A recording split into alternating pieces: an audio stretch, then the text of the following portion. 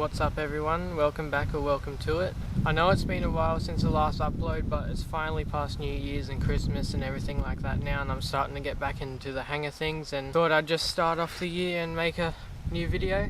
I ended up getting the iPhone 11 for Christmas, so we've got a few videos lined up for that, but today it's iPhone tips for photographers. I've made up a list of 10 tips for iPhone or any phone really for photographers like me. We'll just start and get straight into the list. So I've just started the screen recording and that should be on the side there somewhere.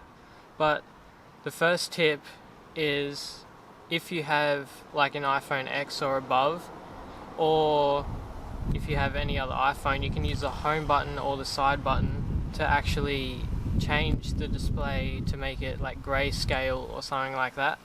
So we can go to settings, accessibility, you can go to display and text size. They've changed it recently for the new updates, but now it's under color filters. You can turn that on and then you can select any like that, but you can select grayscale and then you can turn that back off.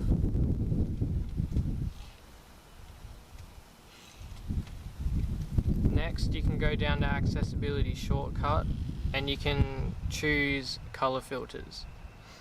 Now if you triple click the side button, it will change it to black and white like that. Now you're probably thinking that this isn't much of a tip, but you can use this to see how photos look in black and white before editing them, and that's what I use it for. So that's tip number 1. Now tip number 2 is to use do not disturb while out taking photos. If you guys don't know what do not disturb is, it's pretty much just a mode on pretty much any phone that you can turn on and off, and it pretty much just stops all the notifications and stops calls from coming through and everything like that. Long story short, it's a mode you turn on and off that stops you from getting a million notifications, and that comes in really handy when you're out taking photos. So the way you set this up is you go to settings and do not disturb. You can turn it on and off. I already have it on now because of this video, because I'm screen recording, so I don't have notifications pop up. And you can schedule it, so say at night, you can schedule it around the time you go to bed and around the time you wake up or something like that, so you don't get notifications in the middle of the night. And that's what I have set up here. I have from 10 PM to 6 AM. I've just changed it to silence to always because as you probably saw, I just got a notification then, so I have it on always now. And for the phone, I have allow calls from all contacts, because if I'm in do not disturb and someone needs to call me, I can still actually answer that call. And repeated calls I have on as well, so if they call multiple times, they're all going to come through. And that's it for tip number 2. Now tip number 3 is to use the weather widget. If you swipe right from the home screen, you can see all your widgets here. I already have mine set up, but this one here is a smart stack, they call it, and you can set up the weather widget there and it just shows you like the hourly weather. So if you're out shooting, you can quickly pull your phone out and just swipe right like that and you can see the hourly weather.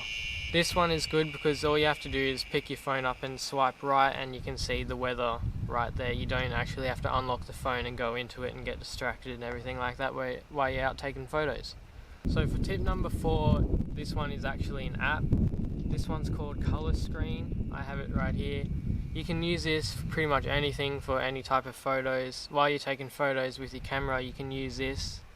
You can change the hue, which is the color, and the saturation, which is the amount of color, and the brightness of that color.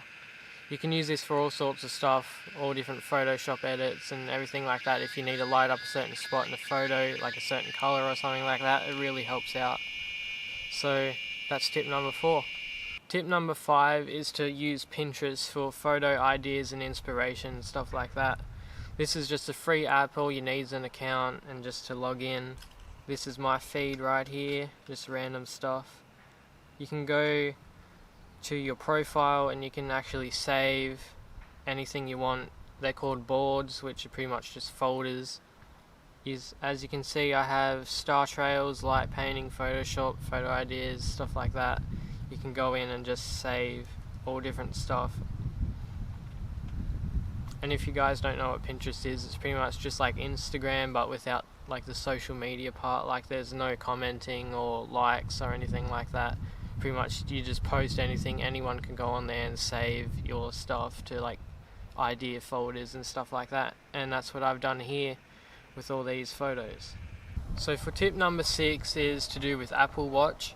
For one of the complications, they call them, like one of the shortcuts pretty much at the bottom, you can use them on any watch face. You can choose one that has sunrise and sunset, and as you can see it has like the little logo there with 8:30 below it, and that's the sunrise for tonight. And then after 8:30 tonight, it'll tell you the sunrise for tomorrow morning, so that comes in really handy for photographers. Tip number 7 is also to do with Apple Watch. You can set a weather complication, which is just a weather shortcut again, and you can tap on it and then it says the different temperatures for every hour, and you can tap that and it says the weather conditions and also the rain. So that comes in really handy if you don't even want to pull your phone out while you're out shooting. You can just have a quick look at your watch, or if you don't have an Apple Watch you can also just use the widget tip from before. Tip number 8 is to use the Maps app. You can use Google Maps on Android, or you can use just the Apple Maps, or even Google Maps on iPhone. You can use any phone for this. You open up the Maps app and you can go to any location. I'm just going to zoom into mine here. I'm not going to show like the actual streets or anything like that because that would give away my location. But so that's me, the blue dot on the map right there. You can hold anywhere around there, or you can hold on top of the blue dot if you're at like the exact location you want to mark, and then you can just mark that location by holding it. And then what I normally do is I just mark the location, and then when I get home on my MacBook I open up the Maps app on there, and then you can rename the locations, move them to the right spot, anything like that. This comes in handy when you want to mark locations. I have I think around 10 or 15 locations marked all around my area, but I can't show them to you guys because that'll give away my location again. But this is pretty much just the simple way how you do it, and I think it's a little bit different on Google Maps. I don't use Google Maps personally, but I just use Apple Maps because it's what comes on the phone and what's the easiest for me. So that's tip number 8. So tip number 9 is to do with Siri. You can get Siri to do all different stuff while you're out shooting. I'm not sure about anyone else, but I use AirPods while I'm out taking photos just to listen to music or even podcasts or something like that while I'm out for a couple hours at least. And to save pulling your phone out again, you can ask Siri to read your notifications. I don't have an answer for that. Is there... To do this, all you have to do is activate Siri and say read my notifications. This works on AirPods or any set of headphones or even other earphones, anything like that. You can hold your side button or hold home button, or even on Apple Watch. I've used this plenty of times before if my phone's in my bag or even in like my back pocket or something like that and I don't want to get it out. You just ask to read your notifications, and then Siri will start to read the notifications out. Pretty much what she does, she just says the name of the app, like Snapchat for example. She'll say Snapchat and then she'll say from this person, and then she'll go next and she'll say from this person, just so on and so forth. She does that to any app.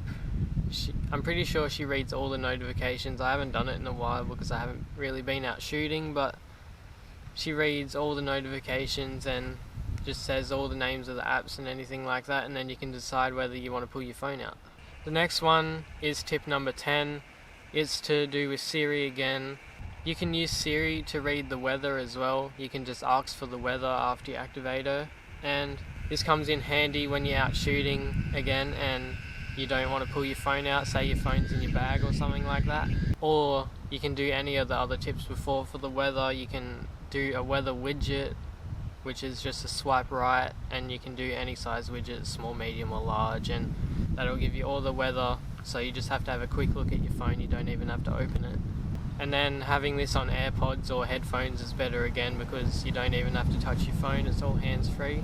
But yeah, this one comes in handy if you're out shooting and you want to know like the upcoming weather to decide whether you want to like go home or something like that, or keep shooting, or if you're waiting for rain even. I know I only said 10 tips for this video, but I actually have 12 written down on a list here that I came up with. So the 11th one is to ask Siri when is golden hour. You can use this on AirPods and it'll pretty much just add an hour to the sunrise and sunset, but it's actually really handy because I go for sunrise shoots most of the time. I don't normally do sunsets, but you can also do this from the weather app.